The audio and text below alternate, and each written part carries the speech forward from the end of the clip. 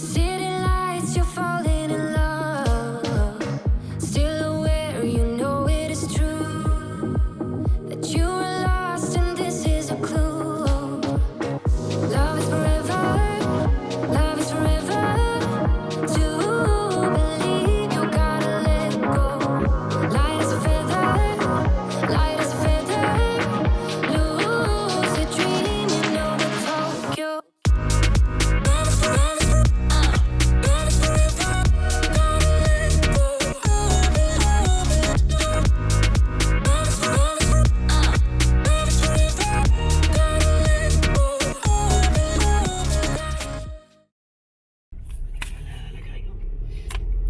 On the road.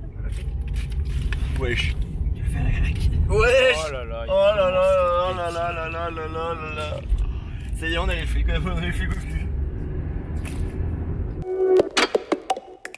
Bonjour, salut, bienvenue à toutes et à tous. Alors c'est sur ce magnifique lever de soleil qu'on se retrouve pour le début de l'épisode 1 de Suis-moi en Grèce. Il est actuellement 6h du matin, alors c'est extrêmement dur pour tout le monde. On a dormi dans la voiture. Aujourd'hui ça va être vraiment une journée de repos très certainement. Mais voilà, on a faire une superbe vue et puis je vais pouvoir vous présenter un petit peu qui est-ce qu'il y aura avec moi durant une bonne partie de cette aventure. Alors vas-y Jules, présente-toi. Oh putain, il va être confisqué celui-là. Bah déjà je me présente, je m'appelle Jules, j'ai 23 ans. Et puis ça fait maintenant plus de 6 ans qu'on connaît les larrons. Donc il y a Loen, celui qui tient la caméra que vous verrez plus tard, celui qui dort comme une grosse merde derrière. Et puis on va vivre des aventures cool. Yo, moi c'est Dorian, j'ai 22 ans. On va vivre une belle aventure. C'est la première fois qu'on part dans un autre pays en Europe. On a fait la France plusieurs fois. Maintenant c'est fini. On part en Europe. Welcome to Nopli. With the music still in your ears, you're on your way to conquer your fears. In this dream of your own design, there is someone calling your name. Love is forever, love is forever. To believe you gotta let go. Light as a feather, light as a feather. Lucid dreaming over Tokyo.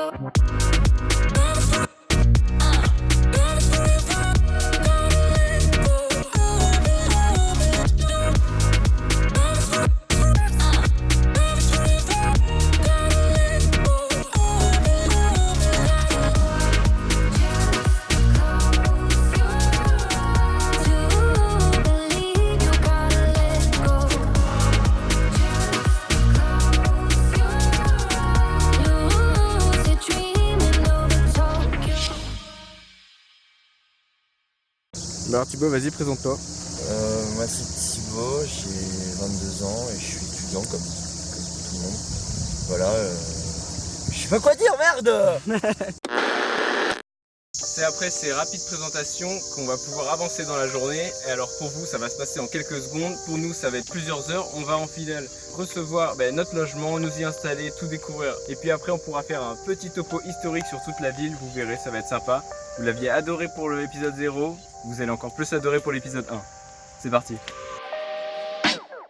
Ah, Nopli, première étape de notre voyage, et comme vous pourrez le découvrir, cette ville et ses environs regorgent de témoignages du passé, tous plus riches les uns que les autres. Mais tout d'abord, concentrons-nous sur cet épicentre, cette cité jadis cœur même de la Grèce, Nopli. Appelée plus communément Nafplio par les Grecs, cette ville située dans le golfe de l'Argolide est surplombée par deux hauteurs. Le rocher Palamède, selon la mythologie nommé en l'honneur du fondateur de la ville, et l'Acronoplie. D'ailleurs, ces deux reliefs présentent en leur sommet les restes de deux forteresses. Comme bon nombre de territoires grecs, Nopli n'a pas échappé aux multiples invasions et conquêtes étrangères. Et c'est dès l'Antiquité, pendant la période mycénienne, qu'elle se faisait déjà remarquer grâce à son appartenance, entre autres, à la ligue maritime de Calorie. Alors peut-être qu'on y mangeait très bien, mais Calorie était comme Nopli, une des villes représentantes d'un des royaumes mycéniens. C'est une civilisation dont nous aurons le temps de reparler plus tard. Et avec d'autres grands noms comme Athènes par exemple, cette ligue maritime avait pour but de réduire les actions pirates dans leurs eaux. Donc rien à voir avec la bouffe. En fait, c'est surtout à partir du Moyen-Âge que Nopli, alors province de l'Empire byzantin, a commencé à passer sous les mains de différents peuples. Tout d'abord les Francs pendant la 4e croisade, puis vendus à la République de Venise, et l'Empire ottoman qui s'en empara, en fit la capitale du Péloponnèse et un grand centre commercial vers l'Occident.